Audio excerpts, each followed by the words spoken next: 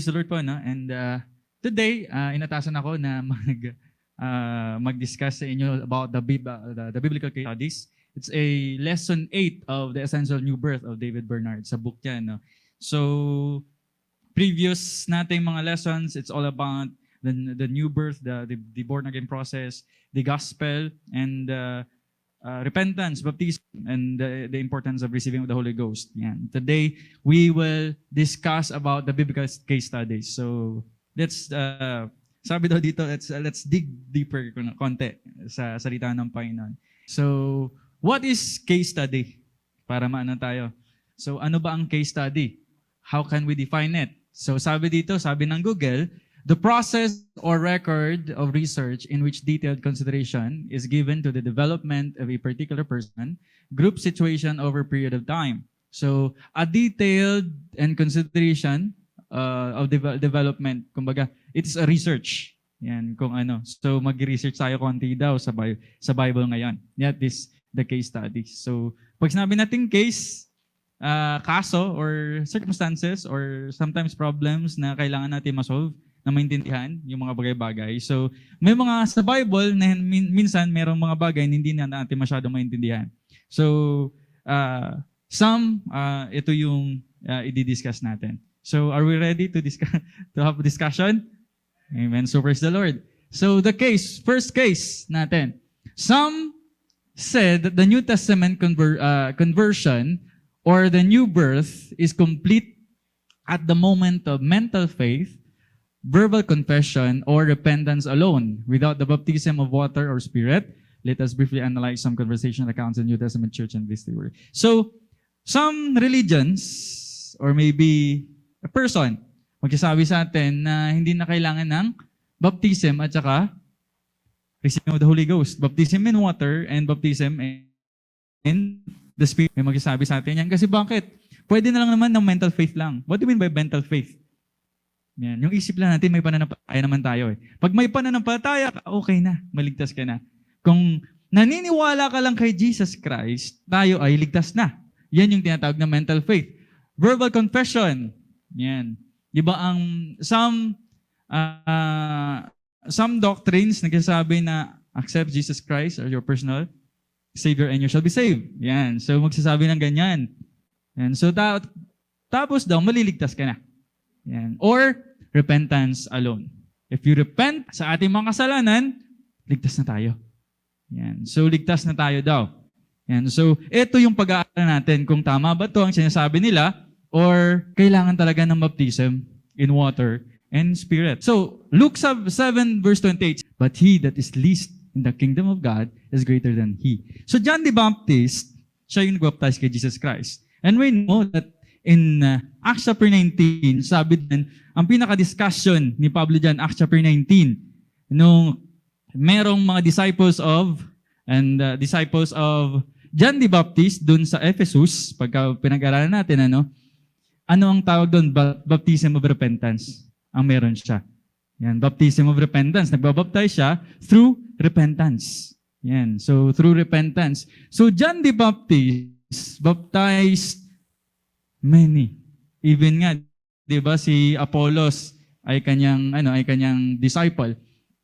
So nakita natin na si John the Baptist nagbabaptize, but sabi niya, but he is in the least in the kingdom of God is greater than he. So nakita natin na merong difference between John the Baptist and sabi niya, yung mga tao, may mas greater pa kay John the Baptist and those are the least in the kingdom of God. So parang nagkaroon ng difference between nung time ni John the Baptist at may mga time ng least of the kingdom of God. Sino ba ito ang mga least of the kingdom of God? And matindi pagka pinag-aralan mo yung verse na yan, alam natin na ang least in the kingdom of God ay church. Amen. Those people that baptize in the name of Jesus or those people na born again. Pero pag sinabi niyan, ang least daw dun sa mga taong na born again at na-baptize ay mas mataas pa or greater pa kay John the Baptist. Yun parang ang ganda lang ang ganda lang natin na mas privileged tayo as an apostolic or New Testament believer kaysa sa Old Testament believers. Kasi marami tayong privilege. Hindi dahil sa ranking is greater tayo. No? Pagka inano mo, hindi dahil sa ranking. Kasi ano ba ang ginawa natin bilang isang tao na maging karapat-dapat tayo na mas mataas ka John the Baptist?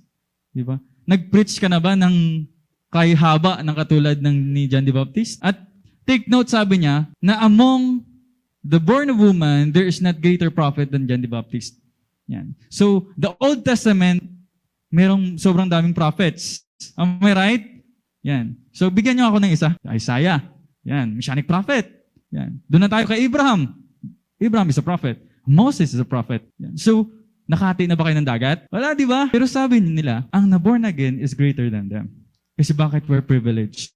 Nagagamit natin ang karamihan ang pangalan ni Jesus. Binigyan tayo ng Holy Ghost na hindi nila naramdaman. So yun yung privilege natin. So nakita natin, there are difference between nung time ni John the Baptist at saka yung time natin ngayon. Binigyan tayo ng difference dyan sa verse na yan. Ano pa? Acts chapter 1 verse 4 to 8. So pwede makapagbasa. And being assembled together with them, commanded them that they should not depart from Jerusalem, but wait for the promise of the Father, which said he, ye have heard of me. For John truly baptized with water, but ye shall be baptized with the Holy Ghost not many days hence. When they therefore were together, they asked of him, saying, Lord, wilt thou at this time restore again the kingdom to Israel? And he said unto them, It is not for you to know the times or the seasons which the Father had put in his own power. But ye shall receive power after that the Holy Ghost is come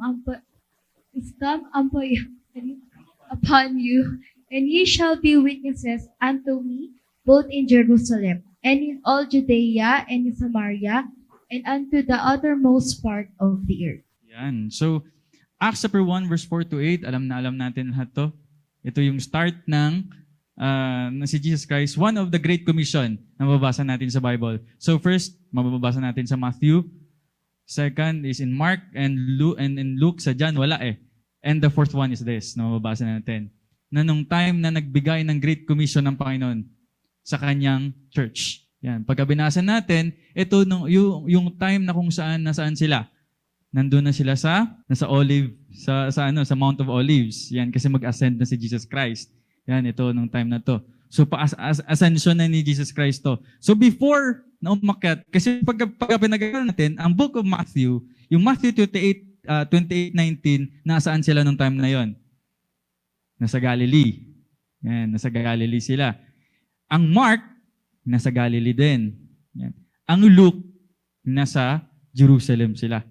Eto, yan, pagka binasa natin, minsan kumakain yun sila. Ito, nung time na to, ito na yung pinaka nandun na talaga. Yan, paakyat na si Jesus Christ. So, ang lahat ng Great Commission, hindi yun sa isang time lang. Pagka pinag-aralan natin, hindi sa time lang. Ito, nung time nasa Mount of Olives na siya, paakyat na siya, si Jesus Christ. Ascension niya na to.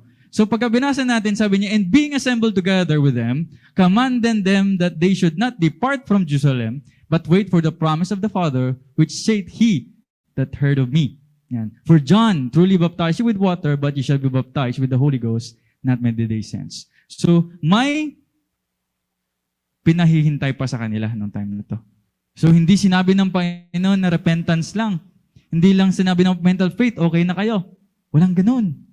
Yan. So, may pinahintay ang Panginoon sa kanila. Ano yun? We know that is the Holy Ghost, the power.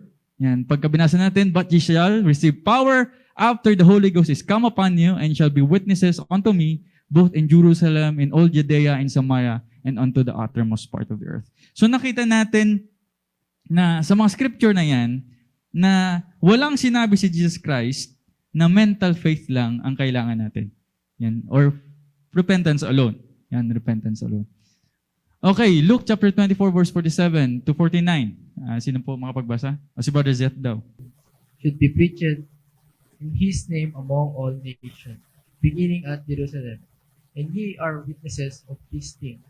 And behold, I send the promise of my Father upon thee. But tarry in the city of Jerusalem until ye be endued with power from on high. Yan. So, one of the Great Commission na mababasa natin sa Lucas 24.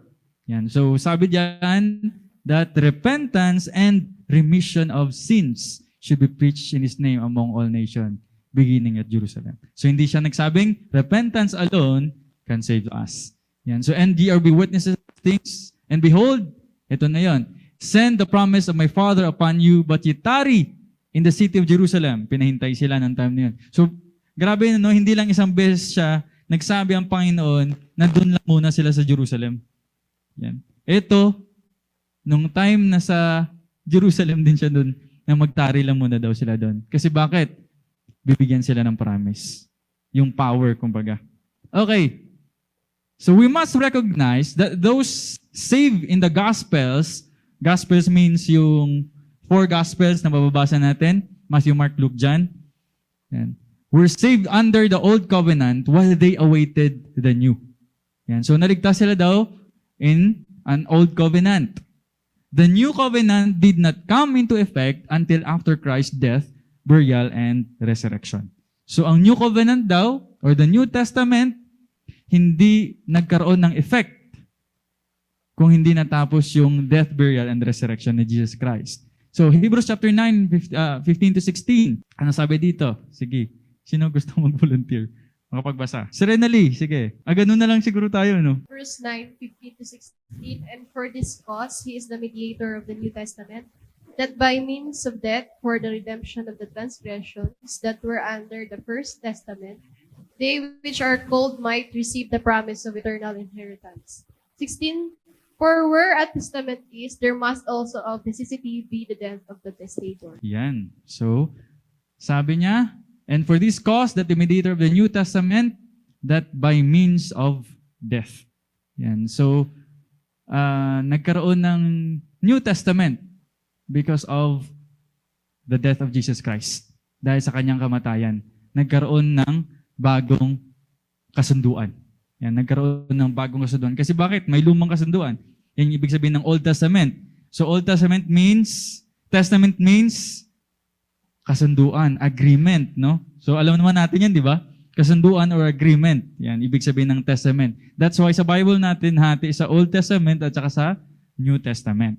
Yan. So, sabi daw that and for this cause, He is the mediator of the New Testament. Pagka binasa ka natin sa baba, sa verse 14, ang sinasabi niya dyan ay si Jesus Christ.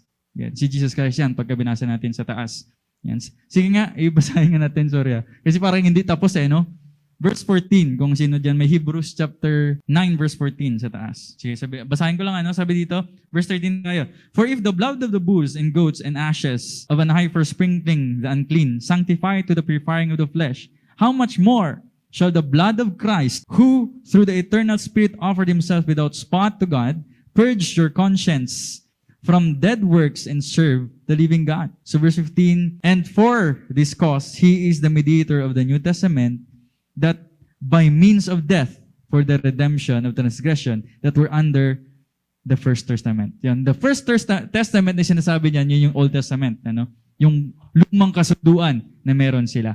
So, ang lumang kasunduan o yung the First Testament was nagkaroon ng invalidation. Kung kumbaga nawala na dahil sa kamatayan ng mediator. Yan, yung tagapagitna. Sino yon? Si Jesus Christ. Yan. So, pagka pinag-aral natin, every testament merong yung mediator. Mediator. Pag sinabing mediator, tagapagitna. Yan. So, nung time ng Old Testament, maraming mediator. Kasi pag pinag-aralan natin, maraming covenant. First is the Adamic covenant. Yan. Alam natin yun, di ba? Yung mga Bible school student dito. Adamic covenant, or the Edenic covenant, the Noahic covenant. Yan, pagka pinag-aralan natin, the Abrahamic covenant. Yan, pinakaalam natin yan, Abrahamic. Yan, so, Abrahamic covenant, the Mosaic covenant, which is the law. Yan. Palestinic covenant is the Divinic covenant. Yan. So every covenant, mayroong mediator yan. Yan. Nung time ng Eden, or the Edenic covenant, sino ang mediator doon? Yan, si Adam. Si Adan. That's why nung nagkasala ang ating mediator, bawat isa sa atin ay nagkasala din. Yan, nagkasala. Yan. Nung time ni Noah, Sino ang Noahic Covenant? Si Noah din ang mediator. Dahil pumasok siya sa arka at may napumasok, yun ang naligtas. Yan. So sa time natin naman ngayon, meron tayong mediator, which is si Jesus Christ. That's why pagka binasa natin ang 2 Timothy chapter 2 verse 15, for there is one God and one mediator between God and man, the man, Christ Jesus. Isa sa purpose bakit nagkatawang tao si Jesus Christ, kasi kailangan niya maging mediator. So, hindi pwedeng maging mediator si Jesus Christ kung siya ay Diyos. Yan, hindi pwede. Dapat magiging tao siya. Yan. Kaya, saktong-sakto ang 2:15, the man Christ Jesus. Kasi hindi pwedeng the God Jesus. Kasi bakit? Hindi siya pwede. Dapat tao siya nung naging mediator siya. Yan. So, ito yung sinasabi niya, na ang mediator ay namatay. Yan. Kasi pag Diyos siya, hindi siya pwedeng mamatay. Yan. So, our First Testament, we have the New Testament today. Meron tayong bagong kasunduan today dahil may namatay sa atin. Okay. John 7 verse 39. Ano sabi? Sino pwede pong makapagbasa? Si Brother Juby naman. Pag ganun na lang tayo. John 7, verse 39, but this spake he of the Spirit, which did not believe on him should receive, for the Holy Ghost was not yet given, because that Jesus was not yet glorified. Yan. So, nung time na to, pagka binasa natin, John 7:39, ito yung time ng Samaritan Noel. Yan, Samaritan. Sabi niya, but this spake he, the Spirit, which they that believe on him should receive. Yan, the Holy Ghost, yung living water. Yan yung sabi ni Jesus Christ. For the Holy Ghost was not yet given. So, dito natin masasabi na nung time nila, wala pang receiving of the Holy Ghost. Yan, nung time ng gospel books. Nung time na pagkabinasa natin ng gospel books, wala pang Holy Ghost receiving. Kailan lang yung time na naka-receive ng Holy Ghost? Acts chapter 2. Yan. Acts chapter 2, doon nag-start ang receiving of the Holy Ghost. For the Holy Ghost was not yet given because that Jesus Christ was not yet glorified. Yan. Nung time na nag-glorified na ang Panginoon natin, ang kanyang katawan ay hindi nakatulad ng katawan natin at umakyat na siya sa langit, doon na yung time na pinur out na yung kanyang Espiritu. And that is the start of the New Testament. Okay, John 16 verse 7. Nevertheless, I tell you the truth. It is expedient for you that I go away. For if I go not away, the Comforter will not come unto you. But if I depart, I will send him unto you. Yan. So sabi niya, dapat mag-depart si Jesus Christ. Umalis, mamatay. Kasi kung hindi siya mamatay, kung hindi aalis, ang Comforter, we know that the Comforter is the Holy Ghost. John chapter 14 and 15 tells us that. Okay, so in Christ's day, the Jews were already in a covenant relationship with God. Yan, so nandun na siya nasa covenant relationship na siya. That is the first covenant or the old covenant or the law na sinasabi natin. Forgiveness came when they repented and confessed their sins to Christ, just as it does to those who have already entered in the new covenant today by new birth. So, nagkaroon ng forgiveness nung time ng repentance. That's why, pagka binasa natin ang Bible, ang first preaching ni Jesus Christ, ano yon? Repent, for the kingdom of heaven is at hand. Kasi ang kanyang pinaka-preaching palagi is repentance. Yan. To come back unto Him, para maintindihan nila kung sino siya. Kasi ang pinaka-importante lang naman na maintindihan ng mga Hudyo na siya yung Misaya. Na bumalik sila kay Kristo. Kasi nung time na yon, all of them, Pharisees and even Sadducees, sinasabi palagi ni Jesus Christ diyan, pagka binasa natin, they are hypocrites. Kasi bakit? Their tongue and their mouth tells about many things about their religion, pero ang puso nila hindi. Yan. Kaya ang palaging sinasabi ng Panginoon, repentance. Repentance means bumalik sila sa restitution. Babalik sa Kanya. Yan. Kasi minsan, ang mindset nila wala na sa Misaya. Nandun na sa tradition. Kaya ang gusto ng Panginoon na mabalik ulit. Kasi bakit? Genesis pa lang. Genesis chapter 3 verse 15, alam na nila na may Misaya.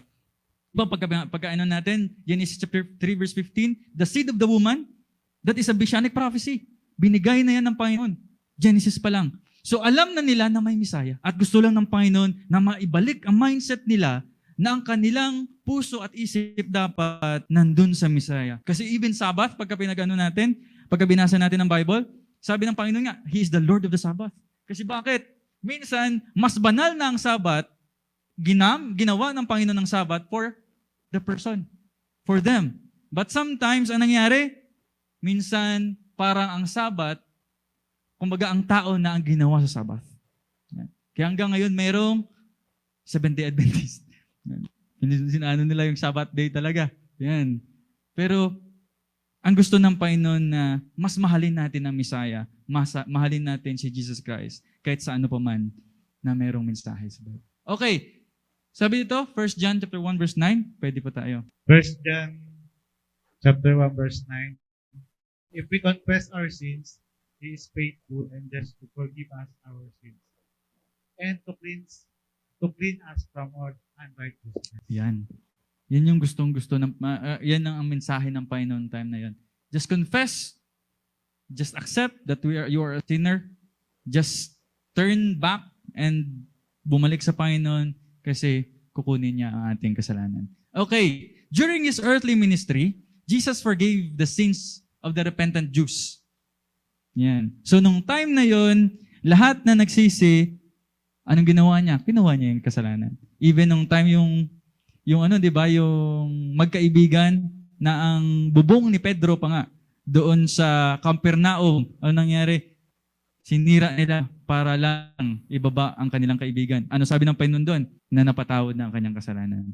Kasi nung time na yun, lahat ng mga tao na may repentant heart, yung mga Hudyo, anong ginawa niya? He forgave them. Admonishing them to continue to live by the old covenant until the new came into being. Yan. So, nung time na yan, pagka binasa natin ang gospel books, hindi sinabi ng agad ng Panginoon na, okay, ang mensahe ko, mag-iba na. Repentance, baptism, and receiving grace. Wala kang mabasa niyan, ganyan. Saan lang ang message na yun? Nung time na nag-ascend na siya. Yan. So, Jesus was both high priest and sacrifice for the thief on the cross. Yan. Just like yung sinasabi nilang sa cross, sa thief ng sa thief sa doon sa cross, no? Na alam natin na yung nung time na yon nasa old covenant pa ang thief kasi hindi pa namatay si Jesus Christ. Sabi dito, Matthew chapter 8 verse 4. Sige, sino po? Sir Angela, pwede magbasa. And Jesus said unto him, See thou tell no man, but go thy way, thyself to the priest, and offer the gift of that Moses commanded for a testimony unto them. Yan. Ito yung sinabi niya sa lepros nung time na pinagaling niya ang leprosy. Sabi niya, Jesus said unto him, See thou tell no man, but go thy way, show thyself to the priest. Yan, ganun pa rin. So, ang tradition nila, hindi niya binago. Hindi niya ibig sabihin na hindi ka na. Kasi ang leper, ang magsasabi lang na wala na ang leprosy niya, priest lang. So, dapat pagka nawala na sila ng leprosy, hindi sila agad-agad pupunta babalik sa bahay nila. Anong gagawin? Pupunta sila sa high priest para ang high priest mag-declare na wala na siyang leprosy.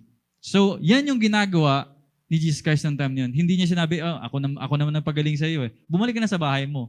So, nung time na yon, even Jesus Christ, hindi sinira ang covenant niya. So, nakita natin na nung time pa lang na yan, nung gospel, nung time pa lang na si Jesus Christ ay nabuhay, sinusunod pa rin nila ang old covenant. Yan. Okay, Matthew chapter 19, 16 to 19. Pwede, sister. Matthew 19, verse 16 to 19. Verse 16, And behold, one came and said unto him, Good master, what good thing shall I do, what I may have eternal? Verse 17, And he said, Why callest thou me God? Thou made good. There is none good but one, that is God. But if thou wilt enter into life, keep the commandments. Verse 18, He said unto him, which Jesus, Thou shalt do not murder, shalt not commit adultery, thou shalt not steal, thou shalt not bear false witness.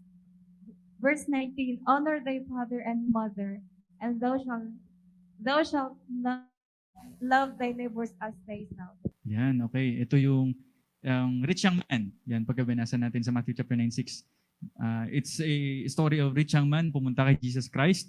Yan, para magtanong sa kanya kung ano ang, sabi niya dyan, and behold, one came unto him, good master, what good thing shall I do that I may have eternal life? Yan. So nagtanong ang rich young man sa kanya kung paano magkaroon ng eternal life. Kasi yan yung pinaka-controversial sa mga Hudyo. Even today, pagka ni-research natin na ang Hudyo, walang masyadong message about eternal life. Kasi they don't believe in Jesus Christ. Si Jesus Christ na nagsabi about the eternal life. Siya lang nagsabi na may langit at may impyerno. Pero pagka binasa natin ang Old Testament, walang ganun. Walang ganun. Kumbaga, ang Old Testament ay kulang na mensahe about eternal life. Yan. So, may mga 5, sabi daw nila, may 5 na passages na nagsasabi about eternal life, pero hindi masyadong sa Old Testament. So, saan na natin mababasa ang message about eternal life? Sa New Testament lang. Yan. Diyan natin mababasa, Revelation. Ni-reveal talaga ng Panginoon kay John kung ano ang future na mangyayari sa atin. Yan, hindi tayo ginawa ng Panginoon na So, Jesus Christ revealed many things for us. That is the privilege na meron tayo. Na hindi tayo tulad ng Hudyo na magsasabing ganito, ganyan, ganito, ganyan. Yeah. So, marami silang Talmud ang mga Hudyo ngayon. And maraming explanation doon sa eternal life. But when you receive Jesus Christ, alam mo kung saan tayo pupunta. Binigyan tayo ng Panginoon ng paraan paano pumunta doon at binigyan tayo ng clear na picture ng gusto niyang papuntahan natin. Yan, ganun ka-privilege tayo. Pero nung time na to, anong sinabi ng Panginoon sa rich young man? Ganun ba yung repent and be baptized, every one of you? Hindi. Kasi bakit? Nasa old covenant pa sila nung time na to. Sabi niya, verse 18, sabi niya, He that saith unto him which Jesus said, Thou shalt not do thy murder, thou shalt not commit adultery, thou shalt not steal, thou shalt not bear false witness. 10 Commandments, law. Yan. So ang advice pa rin nung time na yan, kasi hindi pa siya nag-glorified, ano ang binigay ng Panginoon sa kanya? Law pa rin. Yan. Kasi wala pa siya sa New Covenant. Wala pa siya sa New Testament. Okay, Luke chapter 10, verse 25 to 28. Brother Jennifer po. Luke chapter 10, verse 25-28. And behold, a certain lawyer stood up and tempted him, saying, Master, what shall I do to inherit eternal life? He said unto him, What I written in the law? How readest thou? 27. And he answering said, Thou shalt love the Lord thy God with all thy heart, and with all thy soul, and with all thy strength, and with all thy mind, and thy neighbor as thyself. 28. As he said unto him, Thou hast answered right this do, and thou shalt live. Yan. So, praise the Lord. So, ano naman yan? Great Shema. Yan. Deuteronomy chapter 6, verse 4 to 5. Thou shalt love the Lord thy God with all thy heart, with all thy soul. So, hindi niya sinabi yung New Covenant kasi nasaan pa sila. Pero alam natin na hindi natin mapaperfect yan. The Old Covenant, walang naka-perfect. Even David man, Abraham man. No? Even si Moses man, namatay nga siya saan? Sa Moab, sa Mount Nebo. Kasi bakit? May kasalanan siya. So kahit si Moses, na binigyan ng law, hindi na perfect yan. Kaya yan yung pinaka-purpose ng New Covenant natin. Kasi hindi natin kaya ang First Covenant, God gave us the New Covenant. Okay, Luke 7 verse 14, sabi niya, and when, ako na lang, no? Ay, sige, Brother Joe. Luke chapter 17, verse 14. And when he saw them, he said unto them, Go shew yourselves unto the priest. And it came to pass when they were cleansed. Yan. So, mga lepers yan, yung 10 lepers, kwento ng 10 lepers. So, ganun pa rin ang ginawa niya, no? Hindi niya sinira ang First Covenant ng time na yan. Okay, John chapter 8, verse 11. She said, pwede po. He said, No man, Lord, and Jesus said unto him, Neither do I condemn you. Go and sin no more. Yan. So, yan yung time na nagsulat siya. Yan. So, ito yung babaeng inaccuse nila na mayroong ginawang prostitution. Okay. The day of Pentecost after Christ's ascension marked the inauguration of the New Covenant. Yan yung sinabi natin, ano? The beginning of the New Testament church. From the time forward, entrance into New Testament church has been accomplished by obedience of Acts 2:38. So, nung time ng Day of Pentecost, Acts chapter 2, yan yung inauguration ng first or the new covenant na sinasabi natin. So, dito natin ano kasi minsan may magsasabi sa atin yung i-quote nila ang gospel books. No, ito naman hindi naman to repent, baptize. So, ang masasabi natin sa kanila, hindi pa po yun yung covenant. Ang starting point ng covenant po, yung covenant po natin, the new covenant or the New Testament, ay nung time ng Pentecost, nung nagkaroon na ng receiving of the Holy Ghost. Okay, Matthew chapter 16, verse 18. Sister Julie. Matthew 16:18. And I say unto thee that thou art Peter, and upon this rock I will build my church, and the gate of hell shall not prevail against it. Yan yung promesa ng Panginoon sa atin. Na pag na-build niya yung church niya, even the gates of hell cannot prevail against it. Yan, walang makakasira. Walang makakasira ng kanyang church. That's why hindi nagkaroon ng resume noong 1901. Yan. So even sa Bible school natin, kung sino ng Bible school dyan, pagka pinag-aralan natin ang church history, yan.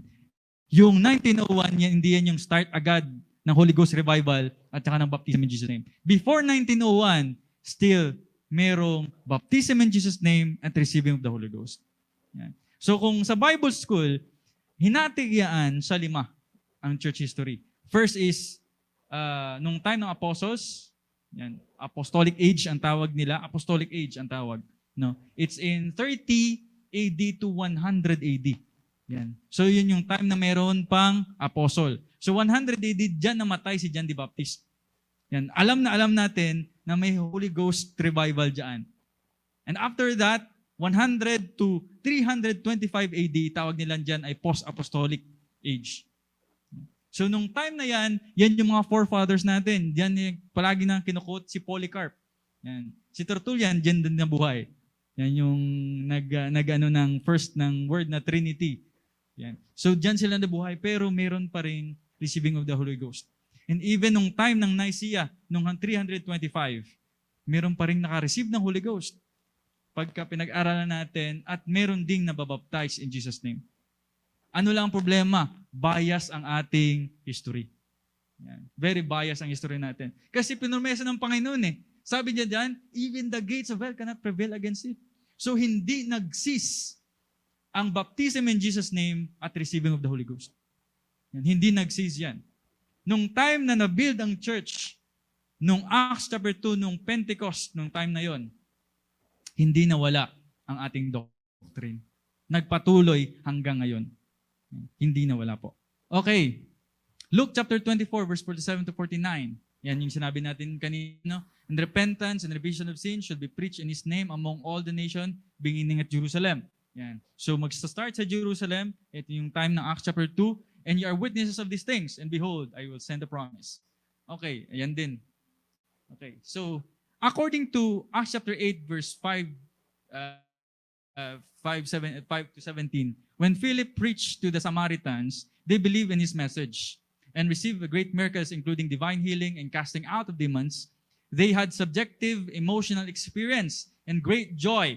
Philip baptized them in the name of the Lord Jesus, which indicates that they repented of their sins, where the baptism was only administered to repentant believers. Yet somehow their faith was not complete, for they had not received the Spirit, and without the Spirit, the person is not a Christian.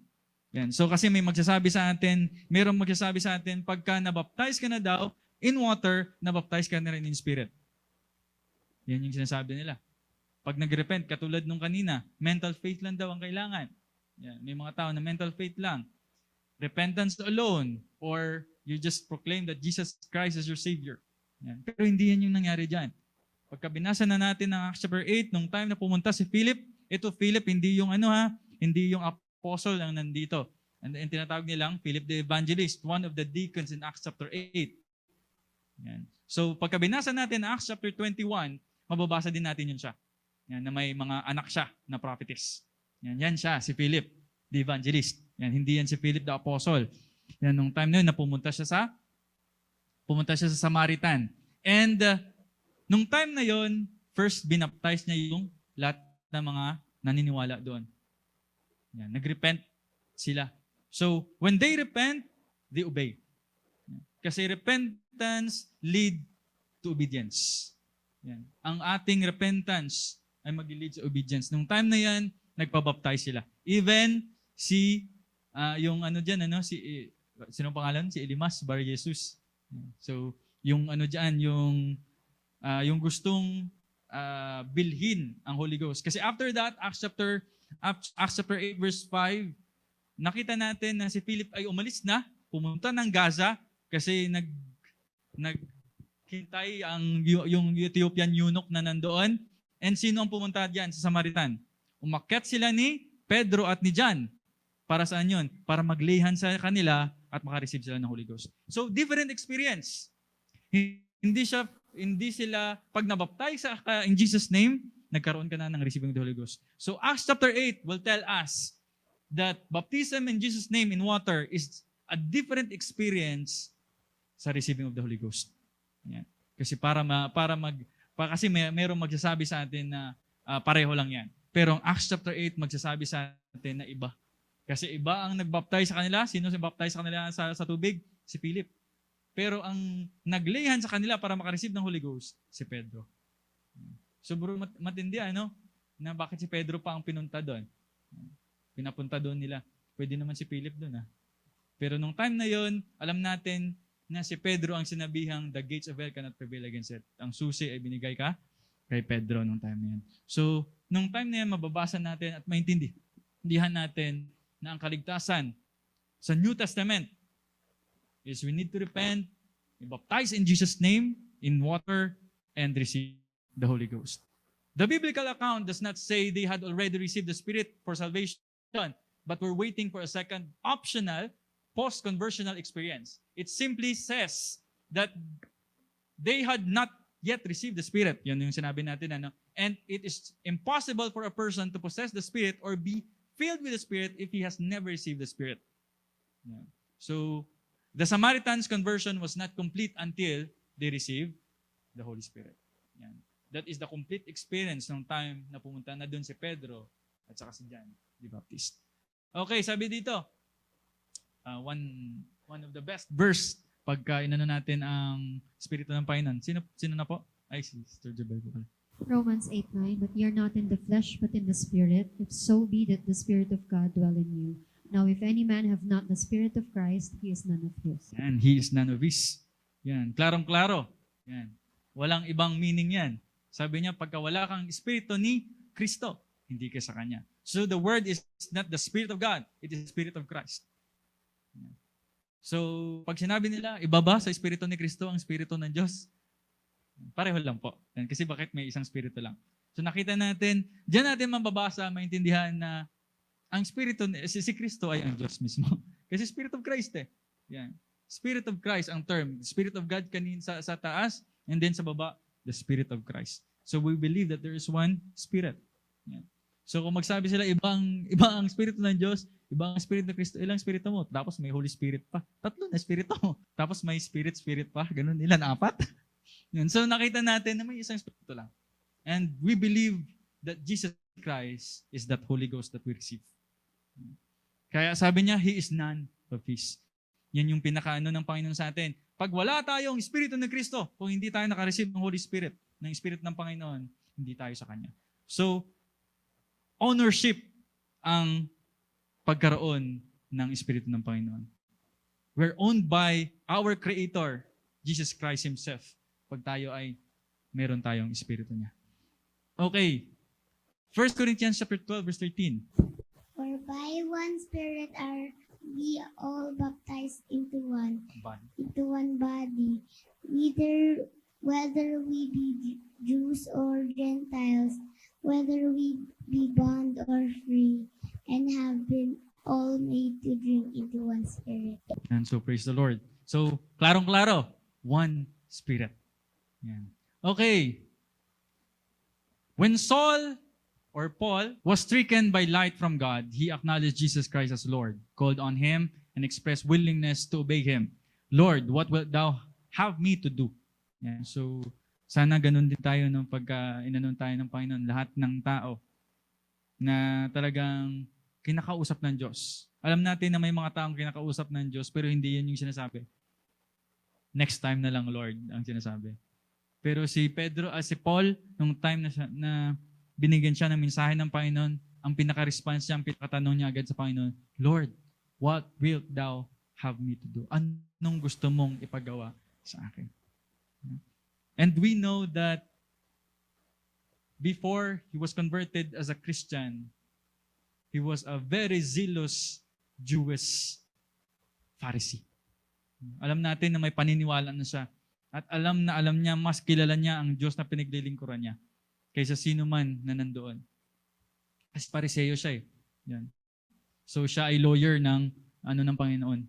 That's why, nung na-convert siya, matindi ang kanyang zealousness din kay Kristo. Kasi alam niya na ang Diyos na pinaglilingkuran niya, nung hindi niya pala kilala si Kristo, yun pala mismo si Kristo. Apparently, he repented at that moment, yet he did not receive the Holy Spirit until Ananias came and prayed for him. Yun yung time na nasa Damascus na siya, no?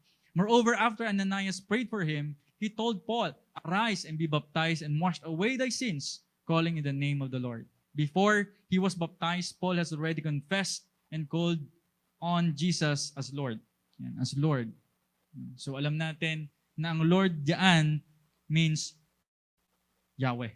Yan. Means curious, yung sinasabi nila means Lord means the Yahweh of the Old Testament. Repented of sins and perhaps even received the Holy Spirit or the Spirit. Yet, he still needed his sins washed away in water baptism and in Jesus' name. So nakita natin na he accept Jesus Christ as his personal Savior, pero hindi po nagtapos doon. Sabi diyan, dapat siyang mahugasan sa kanyang kasalanan. That's why hindi nagtapos sa repentance, saka doon sa turn away, kumbaga sa conversion niya, sa pagkaalam kay Jesus Christ, pero nagpabaptize siya. Para saan yon? To wash away his sins. Okay. Cornelius, nung time na yon, malapit na po tayo magtapos. Cornelius was a devout man who feared God, gave much alms, and prayed constantly. Apparently, he was living in a repented life. He even received the vision from God with angelic visitation, yet he was not saved. For the angel instructed him to seek out Simon Peter, who shall tell the words whereby thou and all thy house shall be saved. Yan. So, alam natin si Cornelius, hindi siya Hudyo. Yan. Kasi siya yung first na Gentile na ano. Pero, nakita natin, hindi siya Hudyo, pero matindi ang kanyang conviction sa Diyos ng mga Hudyo. So, dapat wala siyang wala siyang connection doon sa Diyos ng mga Hudyo. Kasi he was a Greek, he was a Roman citizen nung time na yon. So ang Romans, hindi naman katulad ng mga Roma ngayon na nandun ang Vatican. Noong time nila, walang ganun. Sinong pinaglilingkuran nila? Si Zeus. Nung pumunta sa Ephesus, si Diana. Yan. Nung pumunta sa Athens, si Pablo, anong nakita niya doon? Yung hill. Yan, yung Mars Hill. At lahat ng Diyos nandun. At nakita niya doon yung tinatawag na unknown God. So sobrang daming Diyos. Bakit si Cornelius nagstay sa Diyos ng mga Hudyo? Nanampalataya siya sa Diyos ng mga Hudyo. Even though, originally hindi niya Diyos yan. Originally hindi niya Diyos yan. That's why, ganun na lang kasaya ang Panginoon sa kanya na anghel pa ang pumunta sa kanya. Ang anghel ang pumunta sa kanya para sabihin, hanapin mo si Pedro. Yan. Pumunta ka doon sa bahay ni Simon the Tanner. Yan. Doon sa lugar nila. So nakita natin na ang conversion nila, pagka binasa natin si Cornelius, sabi niya, he gave alms to the poor, he prayed always and feared. Yan. May takot sa Diyos. Pero hindi naging access yun na maliligtas siya agad. Kinilala niya muna kung sino talaga ang Diyos na yan, si Jesus Christ. Pinakilala sa kanya ni Pedro, and he was baptized in the name of Jesus. And before that, he received the Holy Ghost. Yan. So nakita natin na even Cornelius, na ganun na ang status ng kanyang buhay, mayaman na siya. Kumbaga, marami na siyang pera, pero ang nangyari pa rin ay nagkaroon pa rin siya ng New Testament salvation. Okay, Apollos. Yan. So Apollos was a preacher, was an eloquent man and mighty in scriptures. We all know that. Instructed in the way of the Lord and fervent in spirit. Yan. So pagka pinag-aralan natin ang mga disciples ni John the Baptist parang mga mga Trinitarian, di ba? Kung sa salvation pa lang parang mga Trinitarian. So repentance lang kasi gusto nila. Yan. Ang baptism hindi essential sa kanila. Yan. Hindi essential. Parang sa kanila, okay na nag-preach ka, nagsalita ng Panginoon about sa Messiah na darating. Yan. And then, you repent unto your sins. Ganun lang. Di ba ganun ang ginagawa ngayon ng mga ibang denomination? Yan. Hindi essential sa kanila ang baptism. Pero nung time na yan, ano ginawa ni Aquila at Priscilla nung time na nakita nila si Apollos doon sa Ephesus? Binaptize siya in Jesus' name. Kasi even si Aquila at Priscilla, kahit gaano man katalino ang taong yan, si Apollos, kailangan niya pa rin mabaptize sa kanyang mabaptize in Jesus' name at makareceive ng Holy Ghost. And sabi niya dito, evidently, like the disciples of John at Ephesus, he had not heard about Jesus Christ as the fulfillment of John's preaching or about the outpouring of the Holy Ghost. Yan. So, ang disciples ni John, doon pagka binasa natin na Acts chapter 19, tinagot sila ni Paul kung ano ang they believe kung sa Espiritu Santo, and sabi nila hindi nila nalaman ang Espiritu Santo. And tinanong siya kung ano bautismo ang ginamit sa kanya. So they told Paul that it is in baptism of John. So this man had repented, for John only baptized those who repented and confessed their sins. Paul acknowledged that the Ephesians disciples had believed to a degree, but they were not Christians because they did not know Christ or have His Spirit. If either Apollos or the Ephesian disciples had known about Jesus, they surely would have been under condemnation for not following His apostles or obeying His commands. Yan. So, nung time na yon. So, nakita natin na mas marami ding disciples si John na naniwala sa kanya nung time na yan. Biruin mo si Apollos, matalino yung tao, naniwala talaga kay John. Pero hindi niya pa masyado kilala si Jesus Christ.